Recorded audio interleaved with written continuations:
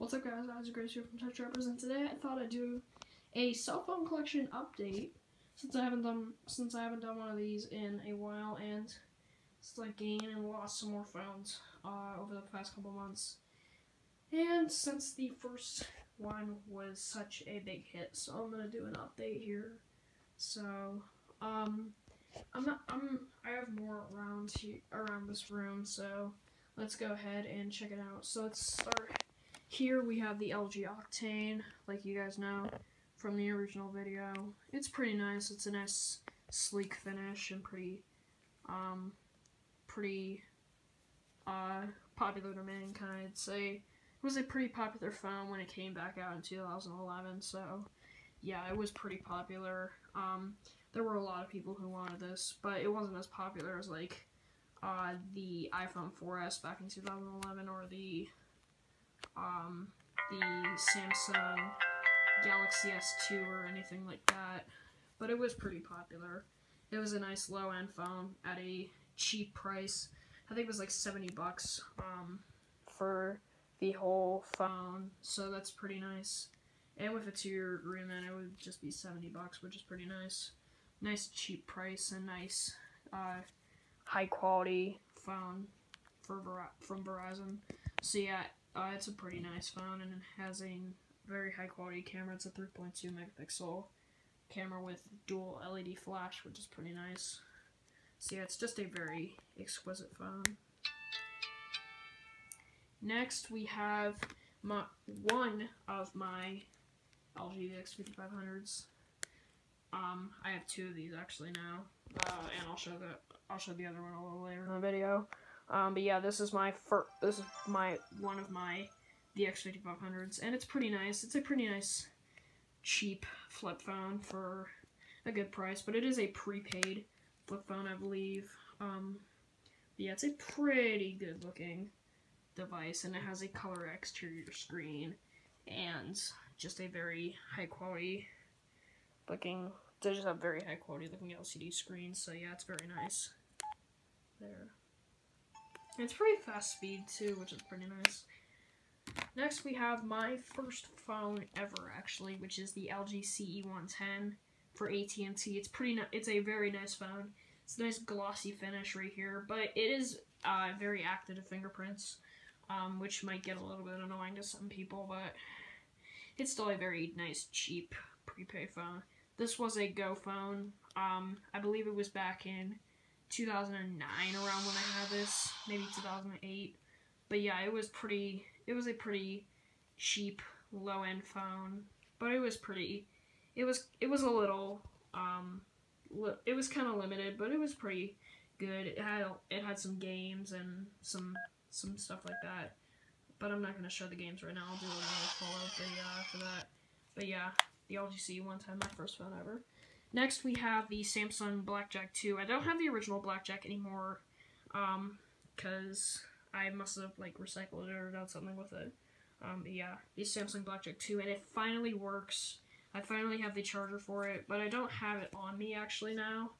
Yeah, I have it somewhere else. I can't, I don't have it on me at the moment, but yeah, it's pretty nice. It's a pretty nice phone. When it came back out. When did it come out?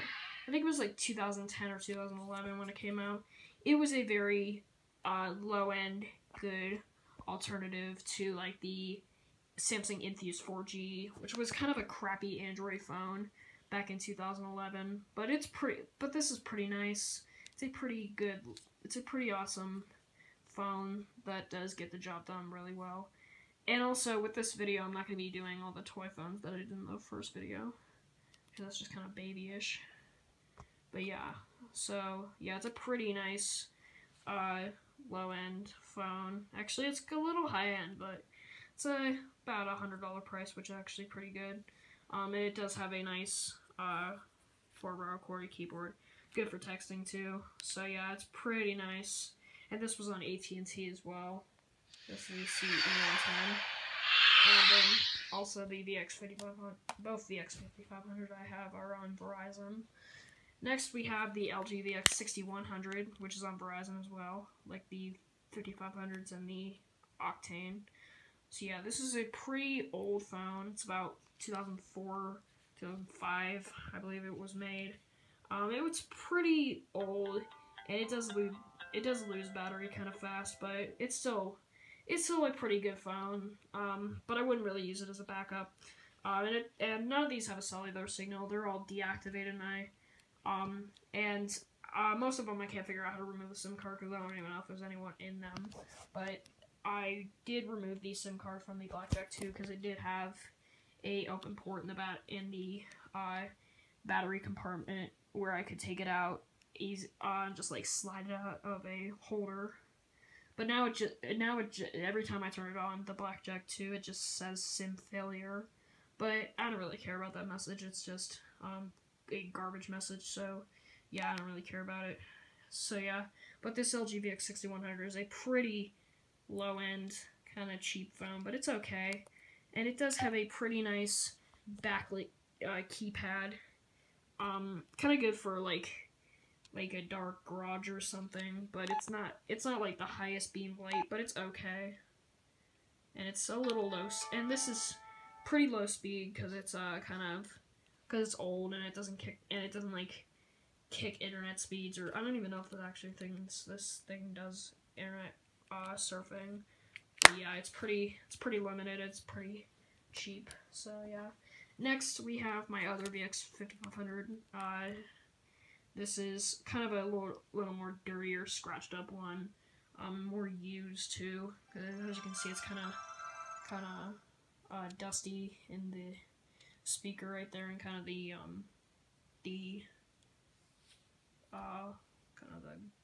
made whatever thing it is. I don't know what to call it. But yeah, it's kind of dusty, and it's a little dirty, but it's still pretty good. And it's got a nice high quality screen like the other one. So yeah, it's just the same. It's nothing different. See the other one that I showed you. So yeah, it's just nothing different. So now I'm gonna show you some of my other electronic devices around my room. So let's go ahead and go over here. I have a bunch of chargers. It's just, I'm charger crowded. I need to charge all these phones at like once, but yeah. So here we have a fake dummy edition of this old Samsung phone for T-Mobile. It's a dummy edition. It doesn't actually do anything. So yeah, and I don't really even know what the name is for this one. I never asked like a T-Mobile salesperson or anything when they gave this to me. It was just a display piece of garbage, and it doesn't really do much. It actually doesn't really do anything. So yeah, that's it. Here I have a Duracell portable battery that I sometimes use to charge my iPhone 6, which I'm filming with right now. So yeah, I sometimes use it for like long road trips and that. So yeah, here we have my kind of electro watch, it's a backlit touch sensitive watch, so it's pretty nice, but I can't figure out how to set the right time. So yeah, that's just kind of sitting there. And hold on. Jack, shut it. Sorry, that was my dog going crazy. So yeah, and here we have a couple headphones and charging brick.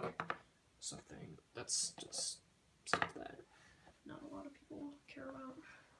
Over here we have a Sonos Play 1, which I do use a lot. I use that at night a lot, so it's pretty nice and pretty helpful.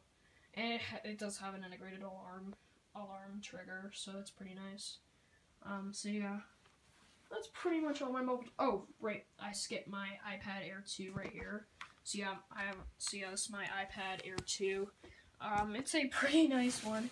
I just got this a few weeks ago. I got it for Christmas, and it's pretty nice. But it does lose battery a little fast, which is kind of interesting. But it still charges pretty fast too. But I'm not really majorly complaining about it. So yeah, that's just a little thing I experienced.